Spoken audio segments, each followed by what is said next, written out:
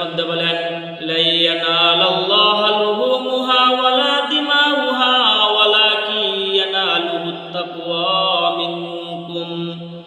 আল্লাহ পাক রব্বুল আলামিন বলতেছেন, ও দুনিয়ার মানুষ, তোমরা যারা কুরবানি করো, ওই কুরবানির গরুর গোশত এবং রক্ত কোনো কিছুই আমার নিকট পৌঁছে না।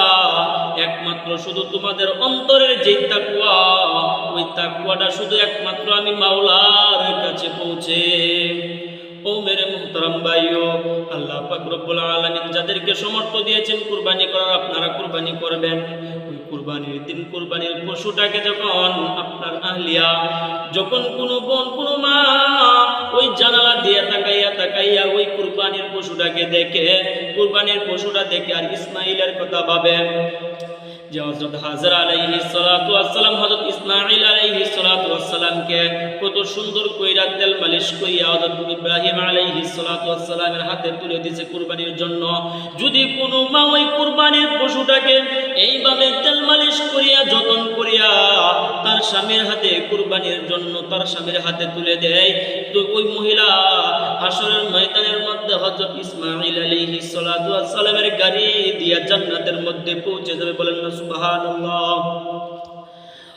যেই মা ওই কাজগুলো করবে ইব্রাহিম আলাইহিস সালাতু ওয়াস সালামের জন্য, ইব্রাহিম আলাইহিস সালাতু ওয়াস সালামের অনুসরণের জন্য যেই মা এই কাজগুলো করবে, এই কুরবানির পশুটা হযরত জাতির পিতা ইব্রাহিম আলাইহিস সালাতু ওয়াস সালামের কাছে যাবে, যে বলবে সুন্নাতা বিকুম ইব্রাহিম, সুন্নাতা বিকুম ইব্রাহিম।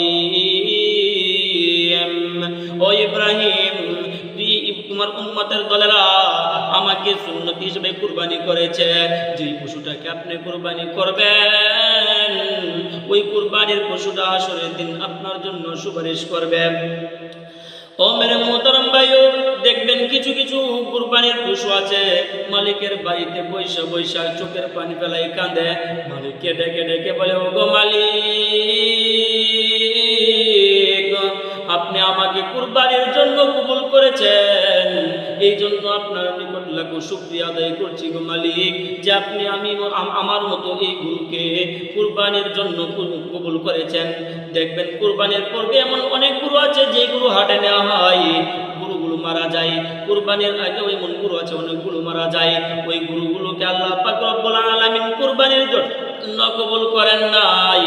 আল্লাহ পাক রব্বুল আলামিন যে গরুটিকে কুরবানির জন্য কবুল করেছে, ওই গরুগুলো দেখবেন বাড়িতে বৈশা বৈশা চোখের পানি ফেলায় আর কাদের মাওলাকে ডাকিয়া ডাকিয়া বলে, ও মাওলা, তোমার যেই বান্দা আমাকে খরিদ করে এনেছে কুরবানি দেওয়ার জন্য গো মাওলা, আপনি তার কুরবানি গুলোকে কবুল আর মঞ্জুর করে নিয়েন। বলেন না সুবহানাল্লাহ। ও মেরে মুহতারাম ভাইও, ওই পশুগুলো দেখবেন কুরবানির আগের দিন কোনো কিছু খায় না, কোনো কিছু মুখে দেয় না। ওই কুরবানির পশু মাওলারে ডাইকে ডাইকে বলে, ও মাওলা, তোমার যে পেয়ারা হাবিব আমাকে কুরবানি দেওয়ার জন্য এনেছে, ওই কুরবানির আগের দিন সে কোনো কিছুই খায় না, যত তাজা খাবার দেও ওইগুলো খায় না, যত তাজা ঘাস দেও ওইগুলো খায় না, যত খড়কুটা দেও কোনো কিছুই খায় না। সে মাওলাকে বলে, ও মাওলা, আপনার বন্ধু আমাকে খরিদ করেছে, আপনার বন্ধু আমাকে খরিদ করেছে কুরবানি করার জন্য, ওই কুরবানির দিন যেন তার কষ্ট না হয়, এই জন্য আমি একদিন আগে থেকেই ওই খাওয়াগুলো ছেড়ে দিয়েছি, যাতে করে ওই কুরবানিটা তার কোনোই কষ্ট না হয়। এই জন্য রাসূল তো বলেছেন কুরবানির দিন রাত্রে আগের দিন রাত্রে থেকে যেন পশুকে কোনো কিছু খাওয়ানো না হয়। এই জন্য পশু আল্লাহ পাক রব্বুল আলামিনের নিকট দোয়া করতে থাকে, একের পর এক দোয়া করতে থাকে আর চোখের পানি ফেলাইতে থাকে। যেই মা এই কুরবানির পশুটাকে সুন্দর করে যত্ন করে তেল মালিশ করিয়া স্বামীর হাতে কুরবানির জন্য তুলে দেয়, ওই কুরবানির পশুটা হাসরের ময়দানের মধ্যে আল্লাহ পাক রব্বুল আলামিনের নিকট ওই মায়ের জন্য সুপারিশ করে, বলে, ও মাওলা, ওই মহিলাকে আপনি আমার উপর চড়াইয়া জান্নাতের মধ্যে প্রবেশ করাইয়া দেন। বলেন না সুবহানাল্লাহ।